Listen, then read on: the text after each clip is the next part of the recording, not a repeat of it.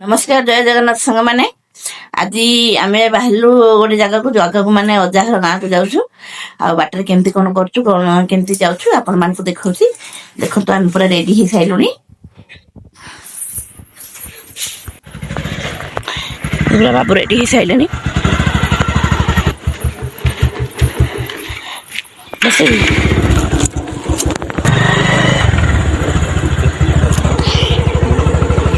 तो सांग मैंने देखो मुझे ठिया ये मो स्वामी जाइए तेल पकड़ापी तेल पकईक आसले आम जीवु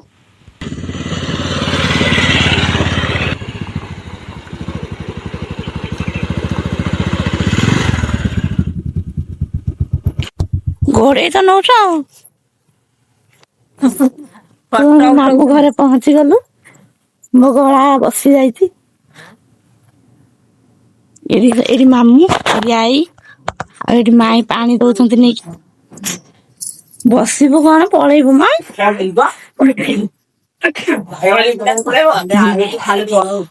आ कौन कर पुओ को छाड़ी के आसती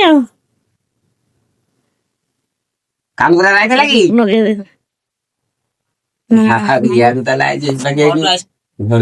घर आसी खाई तो कांदटे कहलु ना मत खुशी घर को जाना तो मुझे खुशी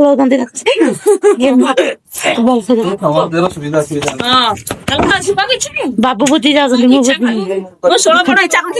माघ पूर्णा मुझे कुआड़ लोक ना जाई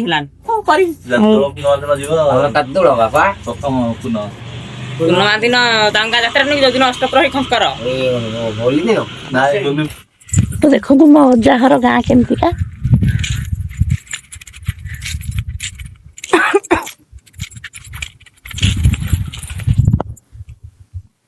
आम बड़ मामू घरे पहुंची गलु से जो बसलु से सान मामू घर ये आम बड़ मामू घर मामू पुओ पड़ी बोली मुझे देखी आसी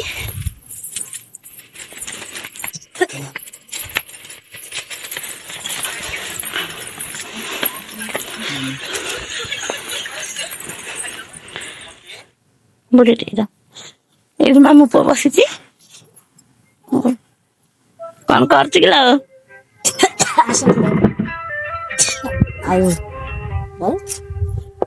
से बस तो भल से देखेबी ना भल देखा ना देख तू पूरा शाशुघर गलुणी मारी शाशुघर वाली देखे अब कहीं तो जमी कहीं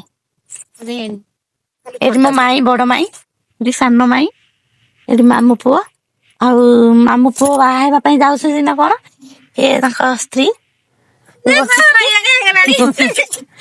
गाँव वीडियो कॉल कर जानी पाना मत कहते पागल हो गलुनी सतरे जो मैंने तो वीडियो कर प्राय लोक पागल बोली कहते मत भी पागल कही सारा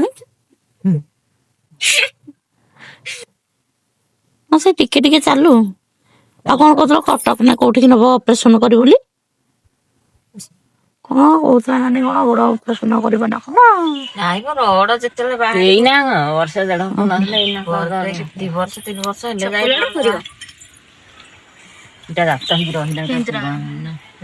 मांस कटा होता पादड़ार ये बापा माँ केटे गात बप्पा माँ देखनी मामू केत बड़े आसबे आम जीवु टे गाँ को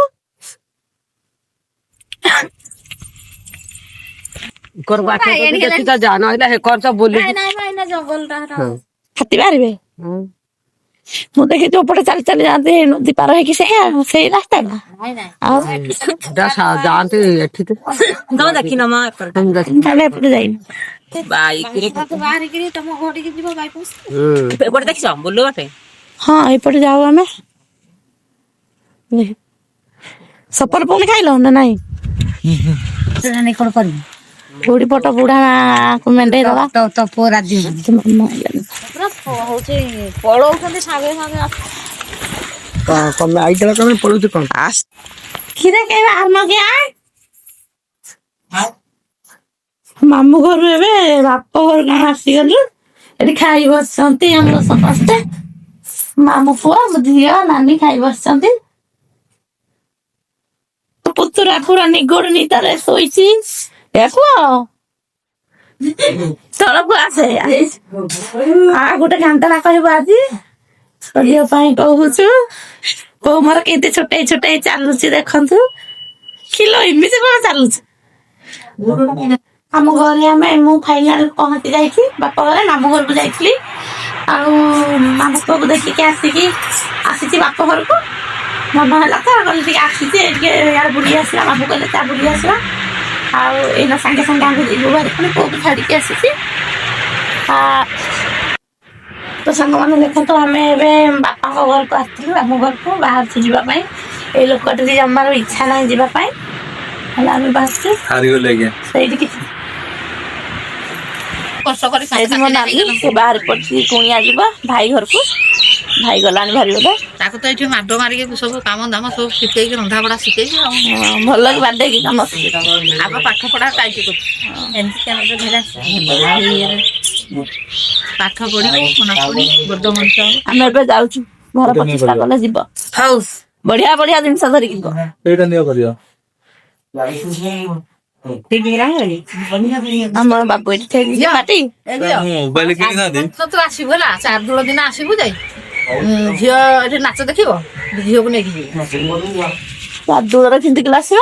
ହଁ ହଁ 6 ତାରିଖରେ ଆଇଲେ ହବ, 7ରେ ନାଚିବି, 8ରେ ଯିବି।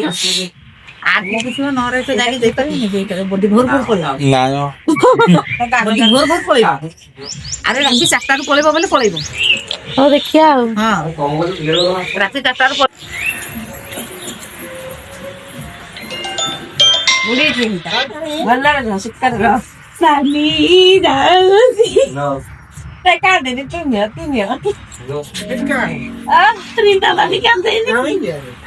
ହଉ ମୁଁ ଆସୁଛି। ଆଉ ଯିବ ଘର ପ୍ରତିଷ୍ଠା କଲେ ଯିବ। ବସି ଯାଇଛି ମେଡିସିନ ଖାଇଦେ। ଯିବ, ବୋଉ ଯିବ, ତୁ ଯିବୁ, ସମସ୍ତେ ଯିବ। ଚାଲ ଚାଲ ଯିବା। ତୁ ଆଇବ। କେତେ ସୁନ୍ଦର ଲାଗୁଛି ଜାଗାଟା। ଏଇଠି ସେ କଣ କରୁଥିଲେ ଯାଇକି, ଭଲ ଲାଗିଲାନି ତ କାଟିଲା। ଏଇଠି ଟିକେ ଠିଆ ହେଇଥିଲ ଆଉ। କଣ କରୁଥିଲ ସିଆଡେ? ବିଲ ବାଡ଼ି ପୋଡ଼ିଛନ୍ତି, ଏରା କୋଳଥ ଚଣା ଲଗେଇବେ ବୋଲି ନା। ତ ଆମେ ଏବେ ଆମ ଘରେ ପହଞ୍ଚି ଯାଇଛୁ। ମାମୁଁ ଘର ବୁଲା ହେଇଗଲା, ବାପ ଘରକୁ ବି ଯାଇକି ବୁଲିକି ପଳେଇ ଆସିଲି ଗୋଟେ ଦିନରେ। ଆଉ ମତେ ଜୋରେ ବି ଭୋକ ଲାଗିଲାନି, ମୁଁ ସେଠି ଖାଇନି, ମାମୁଁ ଘରେ ଖାଇନି କି ଆମ ନିଜ ଘରେ ଖାଇନି, ଯାଇଥିଲି ଯେ। ଆଉ ଆସିଛି ଭାରି, ସନ୍ଧ୍ୟା ହେଇଗଲାଣି, ମତେ ଭୋକ ଲାଗିଲାଣି। ମୁଁ ଯାଉଛି ଯାହେଲେ କରିକି ପଖାଳ ଯୋଡ଼େ ଖାଇଦେବା। ଆଉ ସାଙ୍ଗମାନେ ମୋ ଭିଡ଼ିଓଟି ଯଦି ଶେଷରେ ଭଲ ଲାଗିଥାଏ, ଲାଇକ୍ କରିବେ, ସେୟାର କରିବେ, ସବସ୍କ୍ରାଇବ୍ କରିବେ। ରହୁଛି, ନମସ୍କାର।